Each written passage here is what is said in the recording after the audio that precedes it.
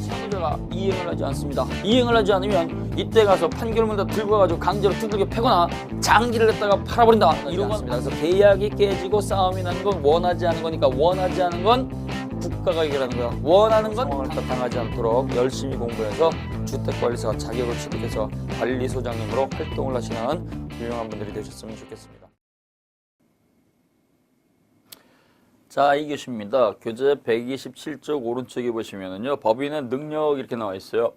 이 법인의 능력도 시험 문제 잘 나옵니다. 법인이 설립 등기를 했다가 하고 나서 자연인과 마찬가지로 스스로 행위를 할 수 있어야 돼요. 그래서 이때 법인은요, 법인 실제설에 의해서 법인도 권리 능력, 행위 능력, 불법 행위 능력을 갖습니다. 자, 그래서 법인도 자연인과 마찬가지로 권리 능력이 인정이 되고 권리 능력, 그 다음에요 행위 능력이 인정이 되고 행위 능력, 그 다음에요 불법 행위 능력도 당연히 인정이 됩니다. 불법 행위를 했다가 저지르게 되면 손해를 했다가 배상해야 된다는 얘기죠. 자, 그래서 법인도 이렇게 자연인과 마찬가지로 권리를 갖다가 주장할 수가 있고, 그 다음에요 법인 스스로 행위를 갖다가 할 수가 있고, 법인이 다른 사람한테 피해를 갖다가 끼칠 수도 있다는 얘기입니다. 이때 법인의 권리 능력, 행위 능력, 불법 행위 능력을 갖다 인정하는 것은 법인 본질론에 있어서 의제설일 때 가능한 거요, 실제설일 때 가능한 거요. 실제설일 때 가능한 거죠. 그래서 우리는 민법이 법인 실제설을 갖다가 취하기 때문에 자연인과 마찬가지로 이거 전부 다 인정을 해줍니다. 인정은 해주는데요. 권리 능력은 명문의 규정이 있죠. 34조 규정에다가 명문의 규정을 넣어놨습니다. 법인은 법률의 규정에 쫓아 정관으로 정한 목적 범위 내에서 권리와 의무의 주체가 된다라고 규정을 하고 있고요. 행위 능력은 인정은 하지만 명문의 규정이 있다 없다. 명문의 규정, 눈에 보이는 법조문은 없다 그랬어요. 법인의 불법행위입니다. 이 법인의 불법행위에 관해서는요, 민법 35조에서 규정을 하고 있어요. 35조. 그래서 35조 1항을 보게 되면 법인은 이사기타 대표자가 직무에 관해서 타인에게 손해를 가했을 때 책임을 진다. 이 경우 이사기타 대표자는 책임을 면하지 못한다. 이렇게 규정을 해놨죠. 자, 그래서 이렇게 같이 기록해 놓으시는데요. 자, 이 법인의 권리 능력을 갖다가 인정을 하지만 무제한으로 인정할 수는 없습니다. 자, 그래서 법인의 권리 능력을 갖다 인정한다고 하더라도 무제한으로 제한이 없이 인정하는 것은 아니고요. 일정한 경우에 제한을 할 수 있다는 얘기죠. 우리가요, 이 권리를 갖다가 주장하는 것은요, 무제한이 아니고 공공복리를 갖다가 실현하는 목적에서 당연히 자연인도 권리가 제한이 되는 거 다 알고 계시잖아요. 그래서 법인의 권리 능력도 무제한으로 인정되는 게 아니고 일정한 경우에 제한을 하더라. 이때 제한하는 것은요, 크게 세 가지 기준이 있습니다. 법인의 권리 능력을 갖다가 제한하는 것은 성질에 의한 제한이 있고, 그 다음에 법률에 의한 제한이 있고, 그 다음에 정관으로 정한 목적에 의해서 제한을 받습니다. 그래서 법인의 권리 능력을 갖다 제한하는 것은 이렇게 세 가지 기준에 의한 거예요. 자, 그러면 성질에 의한 제한 그러는데, 이때 성질에 의한 제한은요, 자연인의 생명 신체를 전제로 하는 것은 법인이 가져간다 못 가져간다? 못 가져간다. 자연인 사람은요, 생명이라고 하는 게 있고 신체라고 하는 게 있는데요, 법인이라고 하는 것은 생명 신체를 갖고 있지 않습니다. 그러니까 생명과 신체를 다 전제로 하는 것은 당연히 법인이 가져갈 수가 없어요. 자, 그래서 거기 127쪽에 보시면 법인은 남성이냐 여성이냐, 그 다음에 나이, 그 다음에 가족관계, 이러한 성질을 갖다가 전제로 하는 권리와 의무는 주체가 될 수가 없다. 그래서 친권도 주장하지 못하고 부양 청구권도 주장하지 못한다는 얘기예요. 그 다음에 2번, 따라서 생명권도 주장할 수가 없고 부모님이 될 수가 없으니까 친권도 주장할 수가 없고 남성과 여성의 정조권도 주장할 수가 없고 신체권 이런 것도 가져갈 수가 없다. 그러나 법인도 설립 등기가 되어 있으면 재산적 권리는 가져갈 수가 있겠죠. 그래서 법인의 이름으로 부동산을 등기하게 되면 법인의 단독 소유가 된다 그랬어요. 그래서 재산권 가져갈 수가 있고, 법인도 역시 단체로서 이름을 갖고 있으니까 그 이름을 갖다가 명의를 따 실추당하게 되면 명의권 주장할 수가 있겠죠. 그래서 성명권도 갖고요. 그 다음에 법인도 법인세 납부 실적에 따라서 신용도가 평가가 될 수가 있겠죠. 그래서 신용권도 주장할 수 있습니다. 그 다음에 법인은 정신적 자유권도 가질 수가 있어요. 이때의 정신적 자유권은요, 법인은 갖지 못하고 자연인만 간다면 안 돼요. 우리 단체는 갑이라고 하는 정책을 지지하겠습니다. 우리 단체는 4.19 의거의 이념을 갖다가 계승하겠습니다. 이렇게 정신적 자유권도 법인이 가져갈 수 있다는 거 꼭 기억을 하셔야 돼요. 그 다음에 3번 별표 넣으시고, 이 상속이라고 하는 것은요, 상속이라고 하는 것은 생명과 신체를 갖다가 전제로 하는 거기 때문에 법인은 절대로 상속권을 주장할 수가 없습니다. 그래서 법인은요, 증여라든가 유증에 관한 규정을 갖다가 그대로 준용해 주는 것이지 상속에 관한 민법 규정은 써먹을 수가 없어요. 따라서 법인에게는 재산 상속권은 절대로 인정할 수가 없다. 그래서 갑이 자신의 전 재산을 장학재단에다가 상속시키겠습니다라고 유언을 했다고 하더라도 법인이 그 소식을 듣고 상속시켜주세요 이 말을 할 수 있느냐? 못한다는 얘기예요. 상속이란 말은 법인은 절대로 못 쓰는 거예요. 누가만 쓰는 거예요? 누구만? 사람만 쓰는 거예요. 사람만. 따라서 이때 상속권은 주장할 수가 없다. 그럼 이때 법인은 뭘 주장하느냐? 그분이 돌아가시면서 우리한테 주기로 했으니까 우리한테 주세요라고 하는 유증을 주장할 수 있는 거예요. 또 A라고 하는 법인이 청산을 통해 가지고 자녀 재산이 있을 때 새롭게 법인을 만들어서 신설 법인에게 재산을 갖다가 상속시키겠습니다. 이런 말 못하는 거죠. 그거 기억을 해놓으셔야 돼요. 따라서 거기 보시게 되면 128쪽에 보시면 법인에게 인정되는 권리를 갖다가 정리를 해놨습니다. 그래서 인정되는 것은요. 1번, 2번 전부 다 읽어보시면 되고요. 인정되지 않는 것만 좀 기억을 하시면 돼요. 인정되지 않는 거. 그래서 법인은 법인의 이사가 될 수가 없다. 법인은 법인의 무한책임사원이 될 수가 없다. 무한책임사원 요거 할 수가 없어요. 그 다음에 법인은 미성년자의 후견인을 할 수가 없다. 미성년자 후견인 요걸 갖다가 못하는 거죠. 그래서 법인이 할 수 없는 건요. 다른 법인 단체의 이사가 될 수가 없고 그 다음에 다른 회사의 무한책임사원이 될 수가 없고 그 다음에 후견인을 갖다가 할 수 있는데 미성년자 후견인만 못하는 거죠. 피성년 후견이라든가 피한정 후견이라든가 피특정 후견인에 있어서는 법인도 가능하지만 미성년자의 후견인은 법인이 할 수가 없습니다. 그래서 요 세 가지만 못하고 다 할 수 있으니까 청산인도 할 수가 있고 유언집행자도 할 수가 있고 피성년 후견인, 피한정 후견인, 후견인 하는 것도 상관이 없다는 얘기예요. 자, 그 다음에 이 법인의 권리 능력은요. 법으로서 제한할 수가 있습니다. 법. 여기 법은요. 형식적 의미의 법률입니다. 형식적 의미의 법률이니까 국회의원이 국회에서 땅땅땅 두들긴 그 법에 의해서만 법인의 권리 능력을 제한하는 것이지 국회에서 만들어지지 않은 명령, 규칙, 조약, 조례를 통해서는 만들 수가 없습니다. 그 다음에 이때 법인은 목적이라고 하는 게 있죠. 우리 법인은 이러한 목적으로 활동을 하겠습니다. 주무관청으로부터 설립허가를 받았으니까 그 목적을 벗어나는 행위는 할 수가 없어요. 따라서 목적 범위 내에서 권리 능력이 있고 행위 능력이 있습니다. 따라서 이 목적 범위 내의 행위만 필요한 거죠. 이 목적 범위 내의 행위라고 하는 건요. 반드시 글자로 명시된 거 그것만 좁게 하는 것이 아니고 그 목적을 갖다 달성하는 데 필요한 직간접의 행위는 다 할 수 있는 겁니다. 그래서 목적 달성에 필요한 직접적 행위뿐만 아니라 간접적 행위도 할 수 있다는 얘기예요. 직접적 행위가 되고 간접적 행위 다 할 수 있다는 얘기입니다. 그럼 이때 필요하냐 필요하지 않느냐 판단하는데요. 이 필요 여부의 판단 기준은 행위의 외형적 객관적 사실을 기준으로 판단하는 것이지 설립자라든가 운영자의 주관적 사정은 고려하지 않습니다.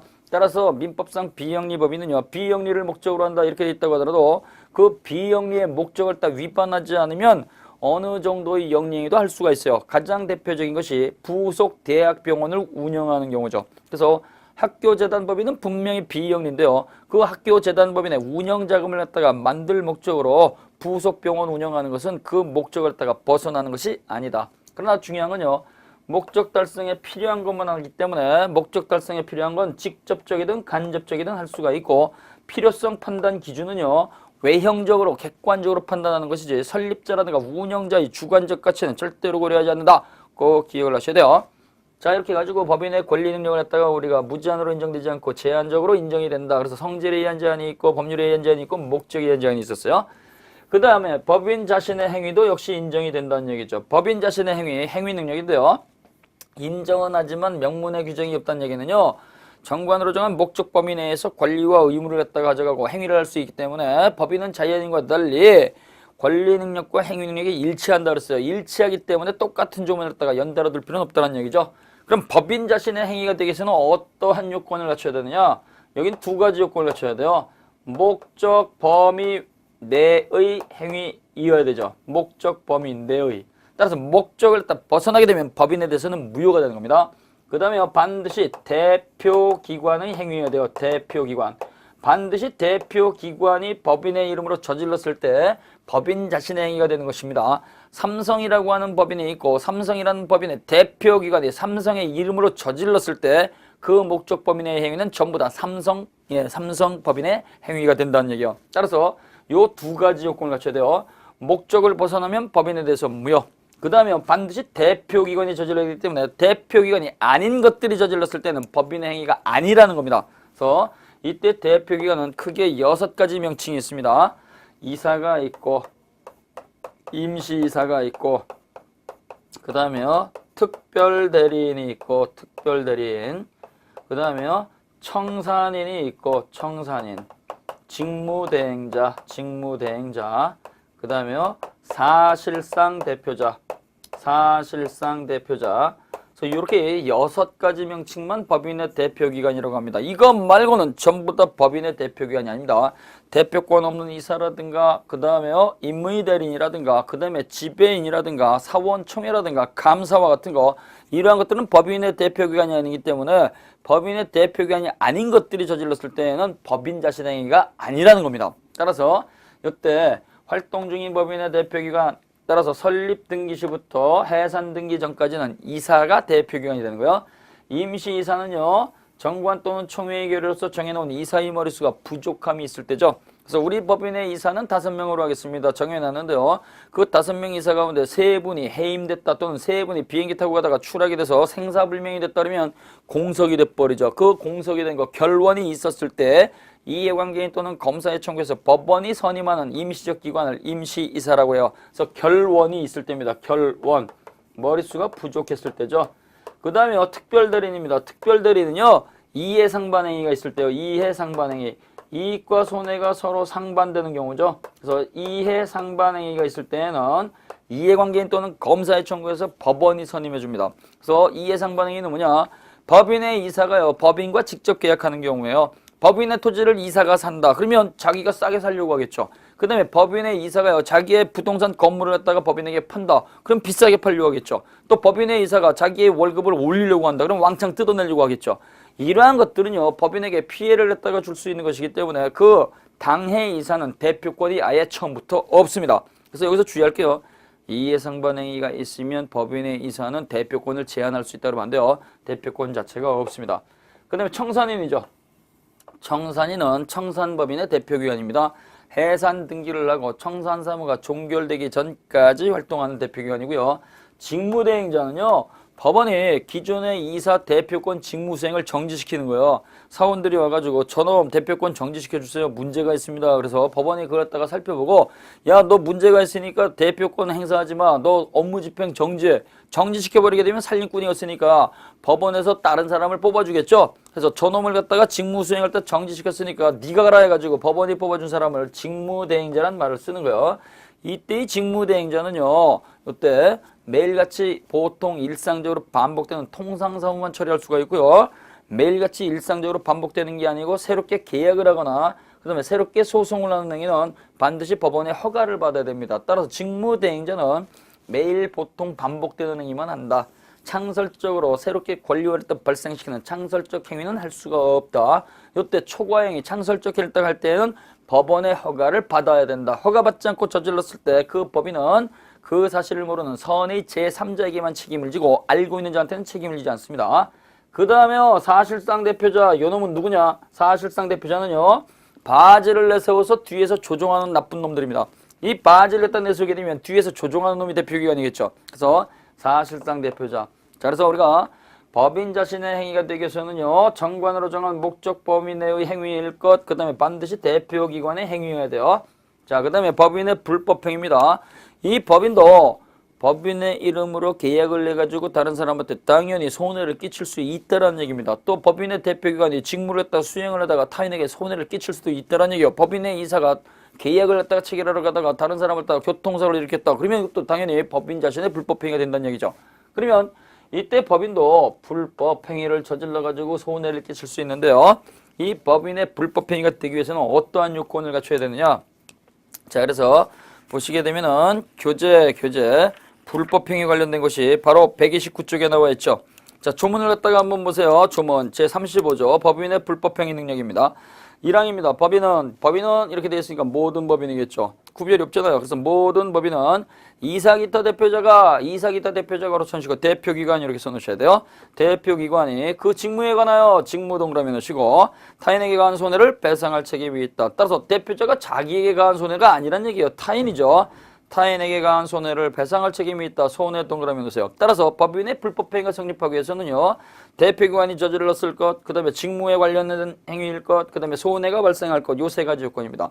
이렇게 요건을 갖추게 되면 이때는 어떻게 책임을 지냐. 법인도 책임을 지고 그 대표기관도 책임을 집니다. 따라서 이사기타 대표자 대표기관은 나는 법인 불법행위를 했다가 저질렀다고 하더라도 법인 자신 행위니까 책임을 못 지겠습니다. 이렇게 뻔뻔스럽게 얘기하면 안 돼요. 따라서 이사기타 대표자는 그 대표기관 자기의 손해배상 책임을 면하지 못한다.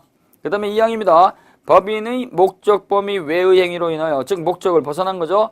목적을 벗어나게 되면 법인의 불법행위는 성립하지 않습니다. 그러면 누가 책임을 지느냐? 결제 라인에 들어간 사원이라든가 이사기타 대표자가 의결을 찬성을 냈거나 그 다음에 그 사무를 집행한 사원 이사기타 대표자가 연대 배상 책임을 집니다. 법인은 불법행위로 책임을 안 진다는 거죠. 자, 그래서 이렇게 조문을 갖다가 확인해 보시고요. 그럼 이때 법인의 불법행위 능력, 법인의 불법행위가 성립하기 위해서는 요건을 갖춰야 돼요.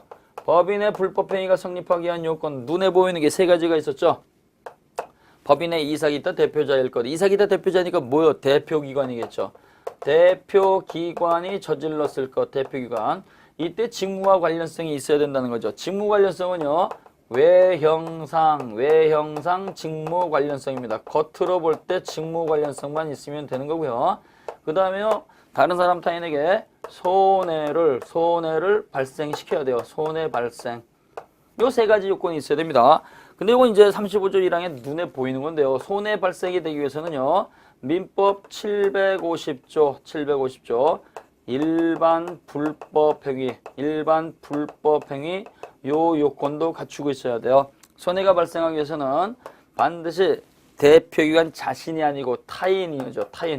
타인이어야 되고 이때 어떻게 돼요? 그래서 피해자가 아닌 타인으로서 고의 또는 과실, 그래서 고의 또는 과실, 일부러 했던 모르고 했던 이렇게 잘못이 있고 그 다음에 이것이 위법해야 돼요. 법이 정할 때 위반을 하고 그 다음에 이때 대표기관은 피해자가 아닌 타인으로서 불법행위를 딱 저지르면 책임을 져야 된다는 제정신, 책임 능력을 갖고 있는 자로서 이렇게 가해행위하고 그 손해하고 인과관계가 있어야 되겠죠. 인과관계. 이러한 요건을 갖춘 손해가 발생이 돼야 된다는 얘기예요. 자, 그래서 이렇게 요건을 갖추게 되면 그 효과는 어떻게 되느냐? 법인 불법행위가 성립하게 되면 그 효과는요. 법인은 잘못이 없어도 무조건 책임을 집니다. 무과실 책임이에요. 무과실 책임. 피해자를 다 두텁게 보호하기 해가지고 법인은 요건을 갖추면 잘못 따지지 않고 무조건 책임을 집니다. 따라서 우리 법인은 그 대표기관을 갖다가 감독하는 데 있어서 잘못이 없습니다. 따라서 책임을 못 지겠습니다. 무과실 항변을 하는 것은 허용되지가 않습니다. 따라서 법인은 요건을 갖추면 무조건 책임지는 거 무조건. 따라서 법인은 무과실로서 책임을 못 지겠습니다. 이렇게 무과실 항변은 금지가 된다. 근데요, 요때 대표기관이죠. 대표기관은 무과실 책임이 아닙니다. 무과실 책임이 아니고 여기 보신 것처럼 대표기관은 고의과실이 있어야 돼요. 그래서 대표기관은 무과실이 아니고 고의 또는 과실 잘못이 있을 때만 책임을 지는 거예요. 그래서 이걸 또 나중에 우리가 정리할 때요. 우리 선생님들이 법인이 무과실이냐 대표기관이 과실이냐 이게 헷갈릴 때가 있어요. 이럴 때는 한 줄로 정리하셔야 돼요. 법인의 대표자가 잘못하면 법인은 무조건 책임진다 이렇게 하시면 됩니다. 법인의 대표자가 잘못이 없으면 법인은 책임질 필요가 없잖아요. 그래서 법인의 대표자가 잘못하면 법인은 무조건 책임진다 이렇게 정리하시면 되는 거죠. 그래서 대표기관은 고의과실이 있어야 된다.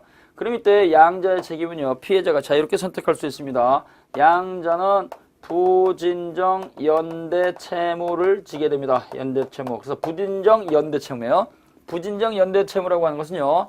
법인하고 피해자하고 미리 계약한 적은 없이 법 규정에 의해서 법인도 책임을 지고 그 다음에 대표기관도 책임을 지는 거죠. 예를 들어서 A라고 하는 사단법인이 있고 이때 갑이라고 하는 이사가 있는데요. 법인의 이름으로 이때 상대방하고 이렇게 이 일을 갖다가 저지르다가 피해를 갖다가 끼쳤다 그러면 어떻게 해야 돼요? 이때는요. 대표기관이 법인의 목적 범위에 대해서 직무와 관련해서 이때 상대방 타인에게 손해를 갖다 끼쳤다는 얘기예요. 손해가 2천만 원이 나왔다 그러면 어떻게 돼요?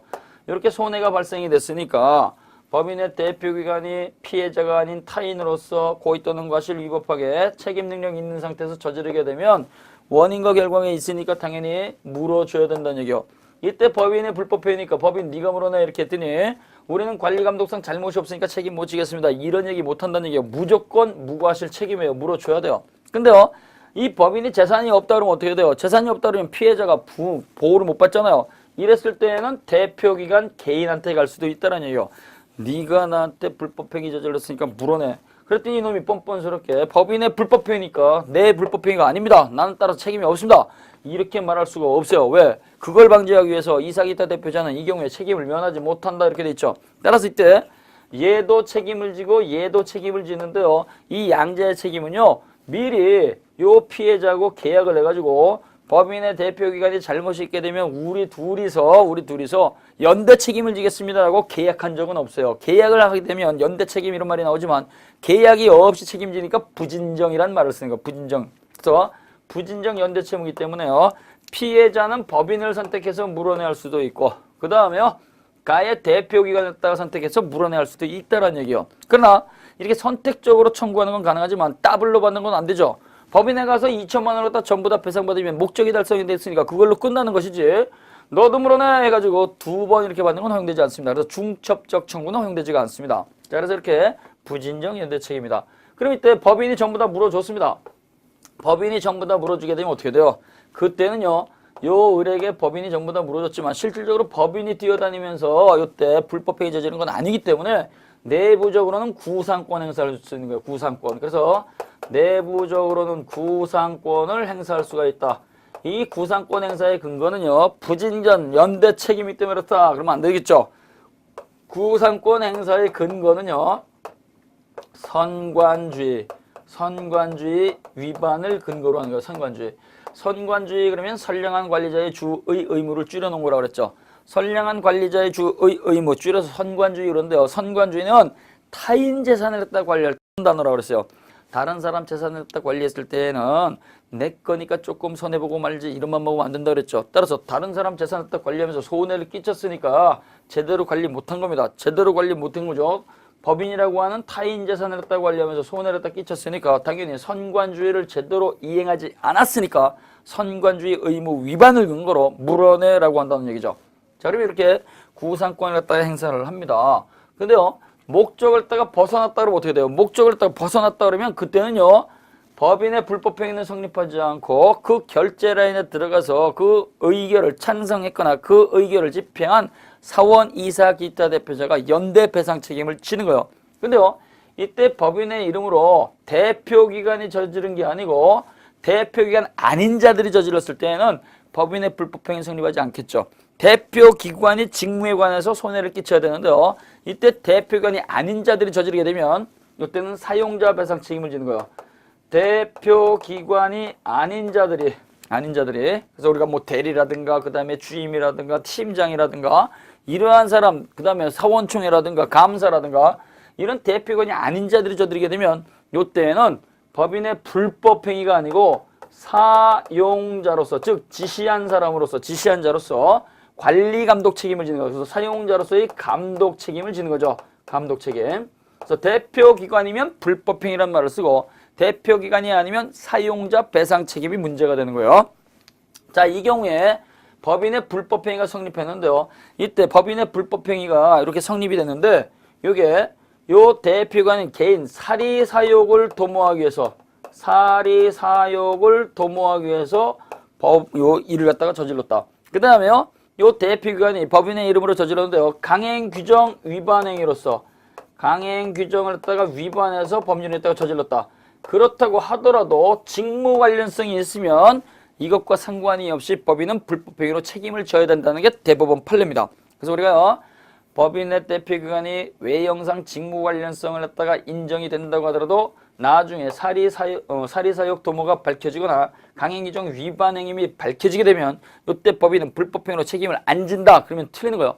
그래서 우리는 겉으로 볼 때 피해자의 입장에서 볼 때 외형상 직무 관련성만 인정이 되면, 직무 관련성만 이렇게 인정이 돼버리면 이때는요 사리사욕을 도모했는지 을이 알 수가 없고, 그 다음에요 을은 법률 전문가가 아니니까 그러한 법이 있는지도 모르는 경우가 있기 때문에 외형상 직무 관련성이 인정이 돼버리면 사리사욕 도모가 됐든 강행규정 위반행위가 됐든 법인은 책임지는 게 원칙입니다. 그럼 이때 법인이 언제 책임을 안 지느냐?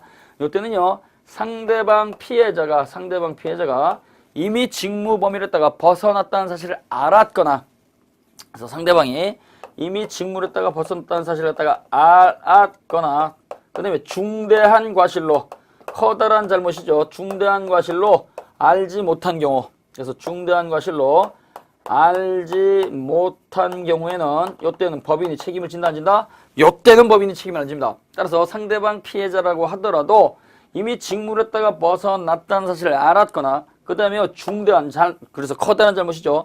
중대한 과실로 그것을 알지 못했을 때에는 법인은 책임을 지지 않는다. 그러면 중대한 과실이 아니고 경과실이 있으면 어떻게 돼요? 그때는 과실상계가 적용되는 거예요. 과실상계. 그래서 과실상계가 적용이 된다. 그리고요 이 불법행위는요 설립등기와 무관한 거기 때문에 이 법인의 불법행위는 법인에도 적용이 되고 비법인 사단에도 역시 적용이 됩니다. 따라서 비법인 사단의 대표자가요 외형상 직무와 관해서 타인에게 손해를 가게 되면 이때는 비법인 단체도 책임을 지고 가해 대표이건도 책임을 지기 때문에 양자는 부진정 연대 책임이 되는 거예요. 비법인자들도 마찬가지입니다. 자, 그래서 거기 쭉 읽어보시면 전부 다 나와 있습니다. 읽어보시고요.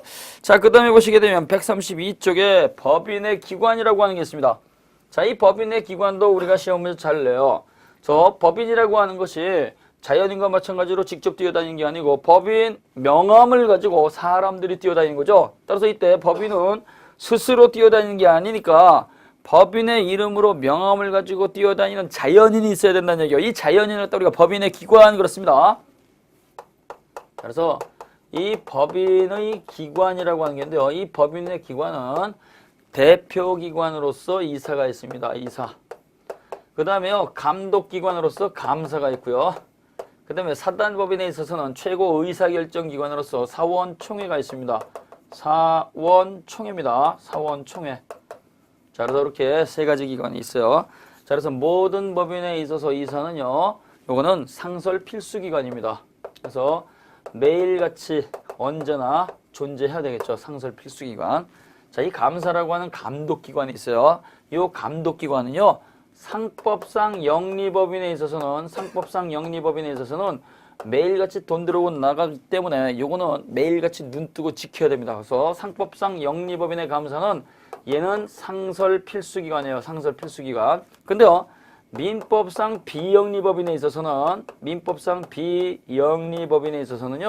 매일같이 돈 들어오고 나가는 게 아니죠. 그러니까 이때 비영리법인에 있어서 이 감사, 감독기관은요 두고 싶으면 두고 싶지 않으면 두지 마라. 그래서 이거는 상설 필수기관이 아니고 임의기관입니다. 이거 꼭 기억하셔야 돼요. 그래서 민법상 비영리법인에 있어서는 매일같이 돈 들어오고 나가는 게 아니기 때문에 민법상 비영리법인의 감독기관 감사는요 두고 싶으면 두고 싶지 않으면 안 두는 거예요. 그래서 임의기관입니다. 그 다음에 사원총회죠. 사원총회는 모든 법인에 존재하는 게 아닙니다. 사원이 있을 때만 존재하기 때문에 재단법인에는 사원들이 없으니까 사원총회가 없어요. 그래서 사단법인에만 존재하는 건데요. 이때 사단법인의 최고의결기관입니다. 최고의결기관이기 때문에 이건 반드시 둬야 돼요. 그래서 얘는 상설기관입니다. 상설이 아니죠. 필수기관이죠. 필수기관이고 상설기관이 아니다. 매일같이 전원이 일정한 시기, 일정한 장소에 모여서 회의를 한다고 이렇게 떠들어대면 회의를 하고 끝나서 맨날 술 퍼먹겠죠. 그러면 이때 매일같이 논다는 결론이 돼버립니다. 그래서 상설기관은 불가능한 거고요. 일을 해야 되니까 필요한 때 모인다는 거죠. 정기적으로 모이면 통상총회, 임시적으로 모이면 이건 뭐예요? 임시총회. 그래서 비정기적으로 그때그때 모이는 건 임시총회라는 말을 쓴 거예요. 자, 그래서 이 법인의 기관은요 자연인으로 구성되는 활동하는 자연인을 기관이라고 하는 겁니다. 자, 그래서 이사는 모든 법인에 있어서 매일같이 언제나 반드시 있어야 됩니다. 그래서 재단 법인이 됐든 영리가 됐든 비영리가 됐든 이사는 반드시 언제나 매일같이 존재해야 돼요. 그러면 이때 이사는요, 이사는 누가 되느냐?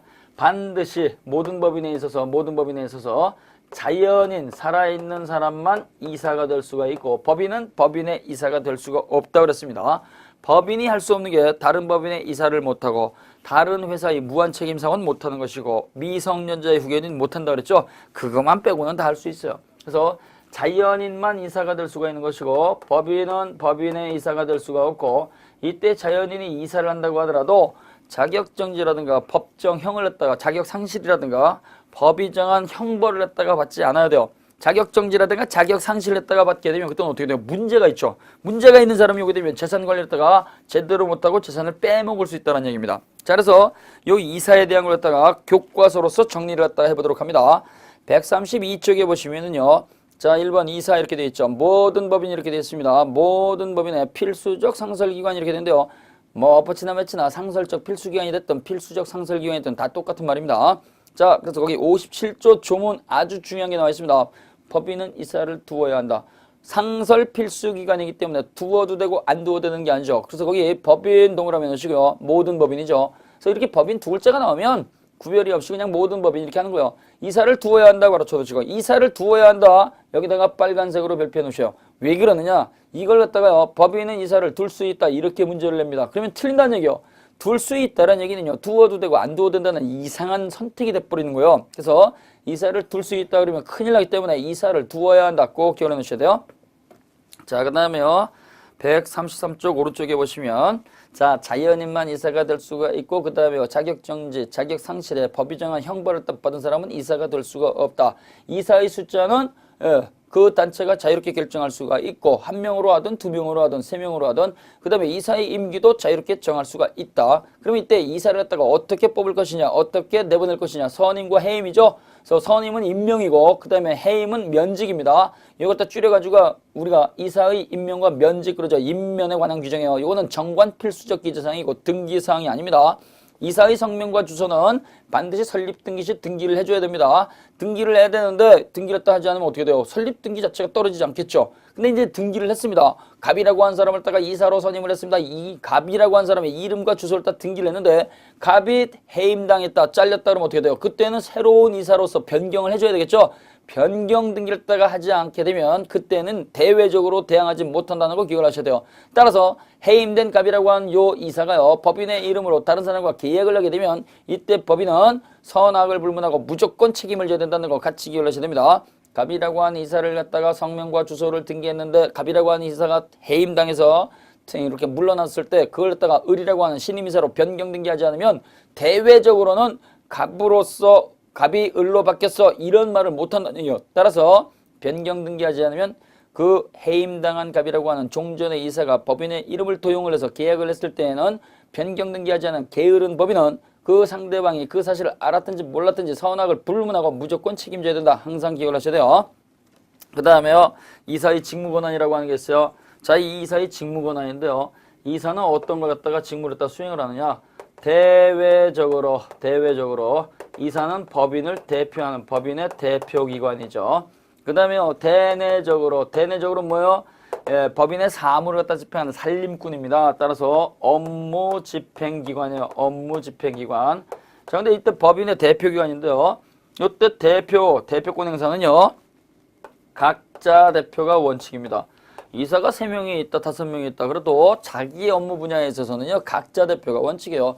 홍보이사 그러면 어떻게 돼요? 홍보에 관한 것은 그 사람이 각자 단독으로 대표하는 거죠. 자금이사 그러면 어떻게 돼요? 자금 부분에 관해서는 그 사람이 각자 대표가 원칙입니다. 그러나 이사가 이렇게 2명 이상 수인으로 공동 존재한다고 하더라도 각자 대표가 원칙인데요.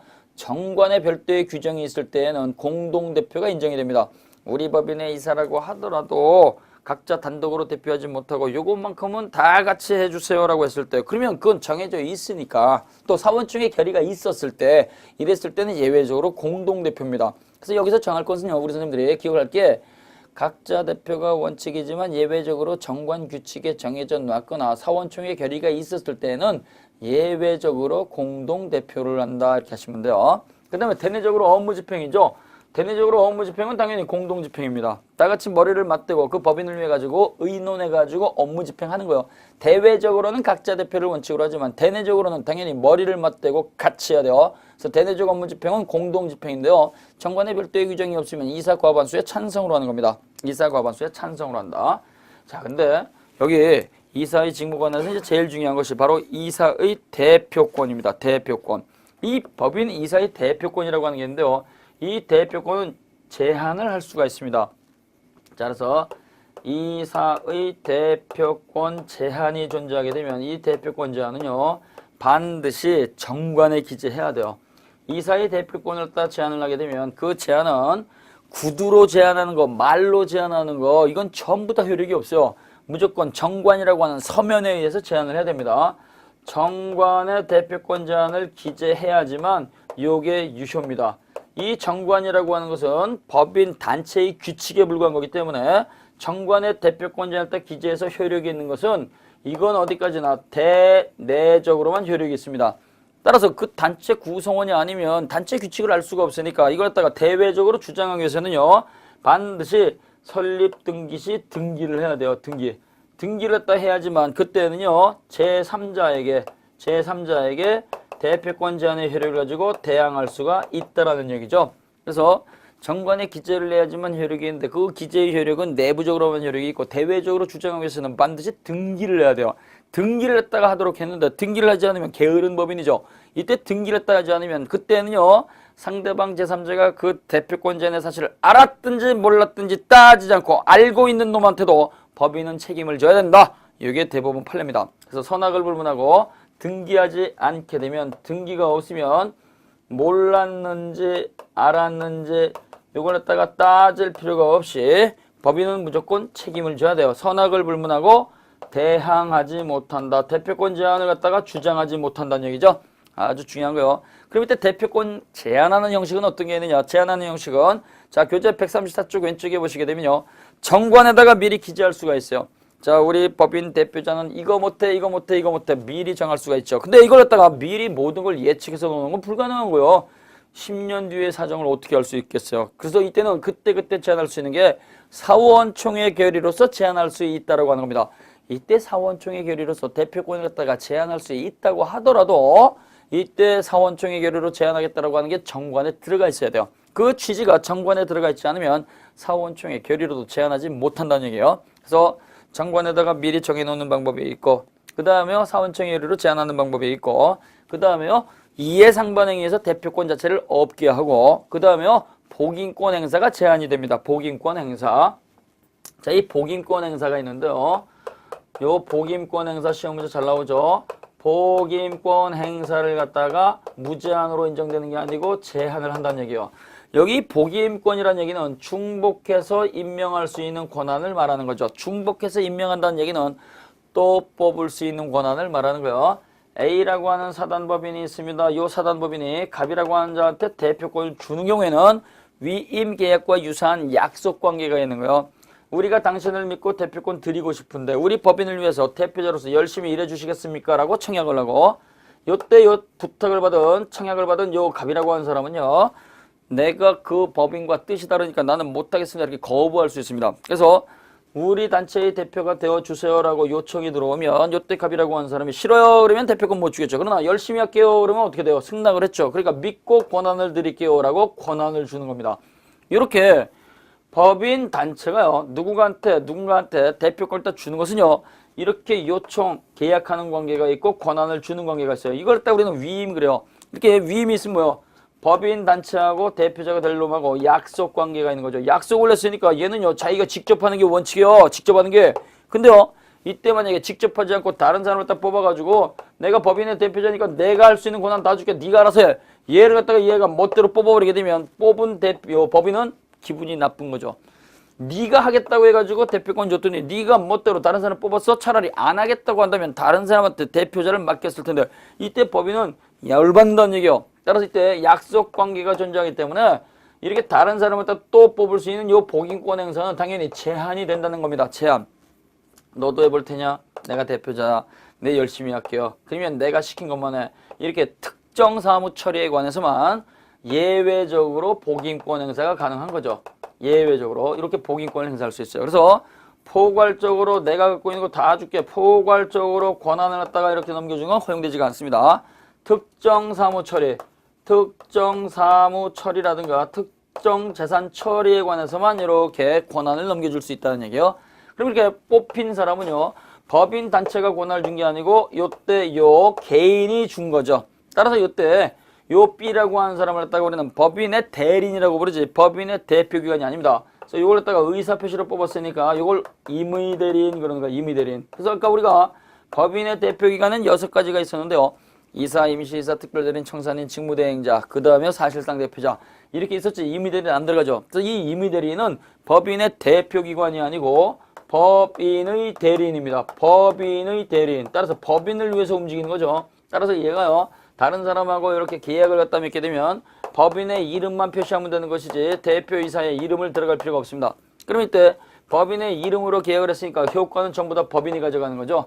근데 이놈이 요 대표기관이 아닌 놈이 불법 행위를 저질렀다 그러면 대표기관이 아니니까 법인의 대표기관이 아니고 법인의 대리인이니까 법인의 불법 행위는 성립하지 않고 요놈 개인의 불법 행위입니다. 그러면 요때 요 법인하고 요 갑이라고 하는 이사는요 책임이 없느냐? 그래도 책임이 있죠. 왜? 지시를 했으니까 사용자죠. 사용자니까 사용자로서의 배상 책임을 부담을 하는 거예요. 사용자로서. 자, 그래서 이렇게 또 뽑을 수 있는 권한이 있는데요. 이걸 무제한으로 허용하는 것이 아니고 특정 사무 처리에 관해서만 허용을 한다는 것. 따라서 제한이 있다는 것 같이 기억하시면 됩니다. 자, 그래서 법인의 이사가 대표권을 갖는데 대표권을 갖다가 무제한으로 인정하는 경우에는 정관에 기재할 필요가 없습니다. 우리 법인 대표자는 모든 거 다 할 수 있어. 그럼 일단 제한이 없으니까 정관에 기재할 필요가 없죠. 그러나 대표권 제한이 있으면 반드시 정관에 기재를 해야지만 효력이 있고 이걸 대외적으로 주장해서는 반드시 등기를 해야 됩니다.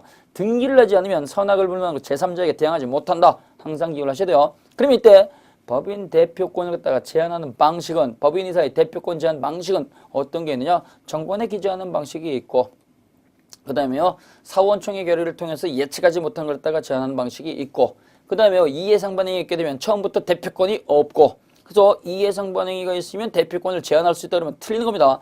아예 처음부터 대표권이 없어요. 그 다음에요 복인권 행사에서 포괄적으로 권한을 갖다가 임명해 주는 건 허용되지가 않는다. 같이 기억하시면 되겠습니다. 자, 그 다음에 보시게 되면 136쪽에요. 대내적 권한 이렇게 되어 있습니다. 자, 조문만 보셔요. 자, 그래서 제58조 이사의 사무집행. 이사는 법인의 사무를 집행한다. 2항 이사가 수인인 경우 두 사람 이상이죠. 정관에 다른 규정이 없으면 과반수 찬성으로서 공동 집행한다. 그 다음에요. 이사는 재산 목록을 갖다가 작성을 해야 됩니다. 그래서 그 법인이라고 하는 타인의 재산을 갖다가 관리하는 거니까 재산 목록 작성을 갖다가 하게 되고 사원 명부도 작성을 해야 되겠죠. 자, 그 다음에요. 총회를 갖다가 소집할 권한이 있고 그 다음에 79조에 보시게 되면은요. 법인이 채무를 완전히 변제하지 못한 경우 이때 완제하지 못한 것은요. 지급불능을 갖다가 요건으로 한 게 아니고 단순 채무 초과를 말하는 겁니다. 따라서 지체 없이 파산 신청을 해야 된다. 그 다음에 이때 이사는요. 법인 재산을 갖다 관리하는 것이고 이사 자기 재산을 갖다 관리하는 게 아니니까 선관주의가 적용된다는 거 항상 기억을 하셔야 됩니다. 그 다음에 이사가 여러 있을 때 이사회라고 하는 게 있는데요. 이사회는 상법상 영리법인에서는 상설기관이지만 민법상 비영리법인은 이사회에 대해서 아무런 규정도 없기 때문에 이사회는 민법상 아무런 권한도 없고 아무런 기관도 아니다라는 거 하나 기억을 해놓으세요. 그 다음에 오른쪽에 보시게 되면 137쪽에 임시이사가 있고 특별대리인이 있습니다. 임시이사, 특별대리인은 전부 다 법인의 대표기관입니다. 임시이사는 정관 또는 총회의 결의로서 정한 이사의 머릿수가 결원 부족함이 있을 때 이해관계인 또는 검사의 청구에서 법원이 선임한 자. 임시이사는 정식이사가 올 때까지 모든 권한을 행사할 수 있지만 정식이사를 선임할 권한은 없다. 그 다음에 특별대리는 이해상반행위가 있을 때 이해관계 또는 검사의 청구에서 법원이 선임하는 자. 이때 특별대리인도 대표기관에서 그 이해상반행위 하나만 대신하는 것이다. 그 다음에 감사, 감독기관입니다. 이 감독기관은요. 이사를 감독하는 거예요. 이사가 재산을 갖다 제대로 관리하는지 또는 부정을 갖다 저질러서 재산을 빼먹지는 않는지 또는 절차를 갖다가 빼먹지 않았는지 부정과 불비를 감독하는 거죠. 그래서 이 감독기관인 감사는요. 대표기관이 아니기 때문에 감사의 성명과 주소는 등기사항이 아니고 그 다음에 감사의 불법행위는 대표기관이니까 법인 자신의 불법행위가 아닙니다. 따라서 감사가 불법행위를 저지르게 되면 법인은 불법행위로 책임지는 게 아니고 대표기관이 아닌 자니까 사용자 배상 책임을 지는 거예요. 그러나 우리는 민법상 비영리법인은 매일같이 돈 들어오고 나가는 게 아니니까 감사가 눈 뜨고 지킬 필요가 없죠. 따라서 민법상 비영리법인의 감사 감독기관은 임의기관입니다. 그래서 이사는 두어야 한다 이렇게 나와야 되지만 민법상 비영리법인의 감사는요 둘 수 있다 이렇게 해야 돼요. 따라서 민법상 비영리법인의 감사는 정관 또는 총회결의로 두어야 한다 이렇게 나오면 틀린다 그랬죠. 아주 중요한 겁니다. 그럼 감사는 어떤 일을 하느냐? 말 그대로 감독하는 거죠. 그래서 재산을 갖다가 제대로 처리, 재산 처리 상황을 갖다가 감독하고 그 다음에 이사를 갖다가 감독을 하고 만약에 부정이라든가 불비를 갖다가 발견을 하게 되면 부정은 돈 빼먹는 것이고 불비는 절차를 갖다가 거치지 않은 거예요. 이렇게 나쁜 행동을 딱 발견을 하게 되면 임시총회를 딱 소집을 해서 사원들한테 보고를 하고 그 다음에 2차적으로 주무관청에 보고할 수 있습니다. 이때 감사는 대표기관은 아니라고 하더라도 이사와 마찬가지로 선관주의를 부담을 합니다. 이사하고 공모를 해가지고 재산을 딱 빼돌리면 역시 타인 재산을 손해를 끼친 거니까 감사는 감독기관이지만 선관주의가 적용이 되고요. 이때 감사는요. 대내적 감사 업무에 있어서는요. 공동으로 집행하는 게 아니고 각자 단독으로 하는 겁니다. 왜? 감사 그 사실이 비밀이 누설돼 버리게 되면 감사의 의미가 없죠. 그래서 야 저놈이 너 뒤를 캐고 있다. 다른 감사가 알려주게 되면 문제가 생기는 거니까 이사와 달리 감독 감사는요. 각자 단독으로 감사 업무를 집행을 한다. 진행을 한다. 이렇게 정리하시면 되겠습니다. 자 잠깐 쉬셨다가요. 사원총회라고 하는 것을 살펴보도록 하겠습니다.